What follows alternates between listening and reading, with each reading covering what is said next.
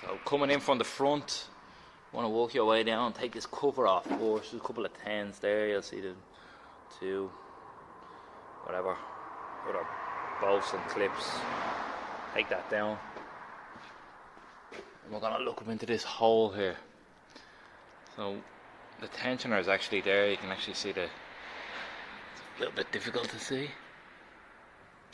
That's the tensioner there, so you can fit a ratchet into it. 3/4 ratchet into it. The alternator is just here, so there's that 13 bolt, that 13 bolt, and there's another one just above the ratchet up there. You can see it. Where was there? 1 second. You can see it here. So they're the 2 bolts I pointed out, and the top one goes in there. There's another 13 power connection, so disconnect the battery before you go near this one. And this power lead goes on. This power lead goes on there. There's a turbo pipe here,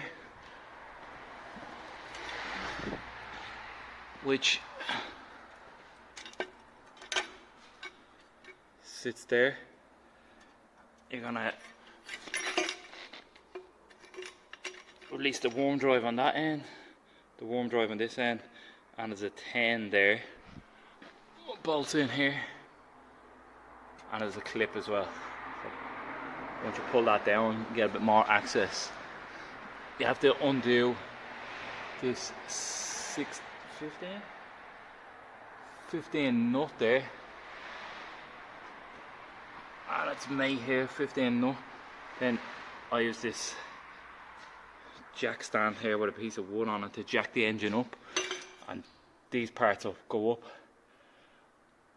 and then you'll be able to wiggle the alternator down out through that gap. It's very tight, for me anyway, so I had to kind of bar it over a little bit. You'll see in one of the next part of the video.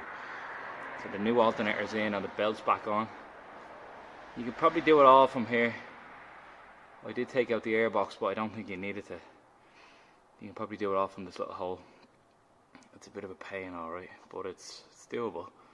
So just when you're putting it all back together, make sure all your bolts are tight. There is a plug at the back of the alternator. There it is there, that plugs on, has 1 clip on it. It's just there. I'll just pull that on. And then just reassemble it all. It's a little bit of a pain, but it is what it is. So trying to get the alternator down. So this is the new alternator going up. It will fit through that hole there. So you'll have to kind of use a bar to like kind of just lightly, very lightly pry it there, and it will go up. Same on the way down. So it kind of comes out like that. You can kind of see where a few love marks there, but it won't damage the alternator. You only have to millimeter. So you can see the engine mount is totally out of the hole there, and the engine is pushed over a little bit. So I'll let you know the rest in a minute. So I took the airbox out. There's two clamps there. Actually, here it is here. Clamp like this. So one on the top, one on the bottom. There's 2 plugs that go onto the 2 airflow meters, and then there's a 10 that goes in there, and that should just pull straight out.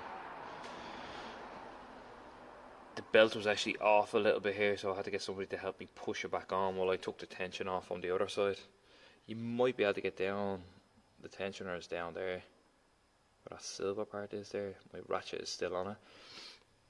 You might be able to get it on, but also it's a good idea to make a little diagram in case the belt falls off and you have no idea which way it goes on. Now this little pipe, you have to pull that off. It goes onto the side of the airbox there, and just make sure this goes into the bottom of the airbox. This feeds the cold air in when you're putting it back together.